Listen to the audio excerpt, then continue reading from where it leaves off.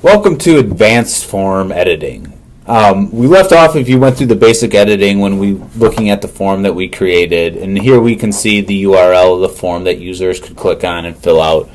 In this tutorial we're going to go through some options you can do, some more elements you can add to the form as well, and some of the more detail. I'm going to click on the Web Forms tab, and we're going to see what we left in the web form. Here we have the name, the new email, the text fields, and the date fields as well.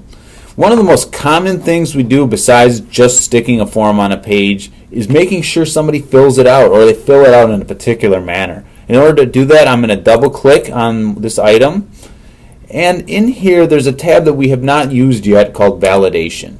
In here there's a required. That will force the user to have to fill this out in order to hit the submit button. If they don't, they'll get a message saying please fill it out. Each field also has a set of more extensive options, like here you can do max length. Most of the time those aren't used, but they are there in many forms, just to note. But the option that we use most of the time is the required. So I'm going to close this one and go into email, and I'm going to click on validation, and I'm going to click required on here, and now I have 2 stars by these items, which is assigned to users that they must fill out this information. On the date field, I'm going to double click on this and click on validation. We will see that we also have a date range to say that users have to submit something within a certain date range. If, for example, you're doing date of birth and you want them to be a certain age, you could use this to do that. You can also just do the required field for this as well. So those are some options on those. Groups also has a validation that you could force somebody to have it required as well. So that's an option as well. So that's basics of validation on a page. So now we have some other fields I want to get into. Some other fields that are a little more advanced. The time field. This one is pretty self-explanatory, I think. You have hour and minutes and AM and PM. But some that are a little different is this page break. And I'm going to drag this over and show you what this is. This page break creates a break between one section of your form and another, so that the user only sees a certain amount of elements and they have to go to the second section. In long forms, this is a common practice to give the user a break from having to look at the whole elements. It's also a way to organize your forms into different sections. So you can have a contact information top field, more detailed information about a conference or something along that. So this page break allows you to do that. If I double click on it, we can give the page break a different title. So we say date information. So now there's a section that when somebody fills out the form, they'll see a next button with the ability to show them that they are going to go to the date information section. I could put as many of these as I want, so if I'm done with the date section, I can put a new field page break in over there. So that's the basics of a page break. Another organizational tool that you can use is called field set, and I'm going to drag one of these over here. Here we see something called new field set, and if I click the edit here, we can go and change this to contact information. You really can call this whatever you want. It's really a section of your form designed to give people delineation of this is a section dealing with this kind of stuff. So I'm going to drag one of these items into there. As you can see, I'm dragging and my blue lines are changing as I go. And there it missed the contact information, which is spelt wrong, I can see right now. But I'm going to try this again. Now we see it worked. So now it's inside that contact info, which should be information section. And I'm going to drag this one in there too. And we can see now these 2 fields are in this contact information, which I'm going to change just because I know I don't need to, but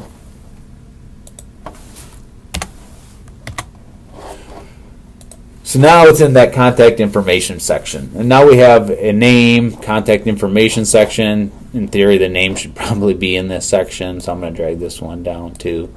As you can see, sometimes you have to be a little careful when you drag it and watch where those blue boxes appear. There it goes. Into this section. So now we have a section called contact information, which is in a sense the only information on one page.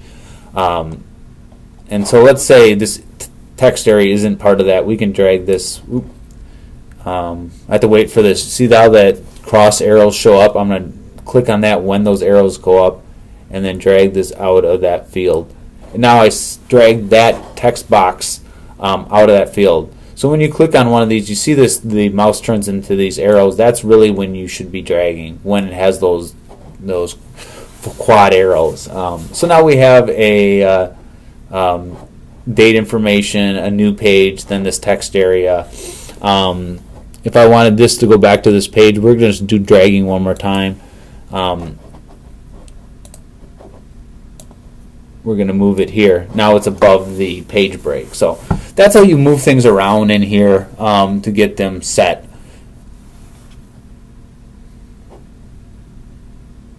Now there are further options as well. One of the things we didn't talk about in the other sections is the radios. And I'm going to drag these on here and go into radios. Radios are essentially the same as a drop-down option. It's just a different way to look at a list of options, but the same rules as what they call here a select list, or I call the drop-down, is that a select list doesn't show you all the items right away where this button does. You still only can select one item. You select 1, 2, or 3, just like a drop-down would. You select one item from this drop-down, you select one piece of information, but you see them all at one time. So that's the basics of a select list. If I double click this, it looks like the select list where you can enter in the information in here as well. So that's that one. The other option we have here is called markup, and I'm going to drag one of these over. What is markup? Markup is additional text you want in your form. So if you wanted to guide the user with some information before they fill out some information, you would drag that markup onto there. From there, you can put in information in here. Please create a basic guided information. So not very helpful, but nonetheless you get the idea if you can put that into the form so that you can add some directions or something along. Click the save down here. The save is always at the bottom of the forms. In general in Drupal it's always at the bottom. And now we have a web form with some validation, some paging, and some field sets. And if I click on view, I'll show you what this looks like. Now we see we have a bar up here. These are our different page breaks. If I was to fill this out, I'd have to put my name in, I'd have to put an email in, and click next.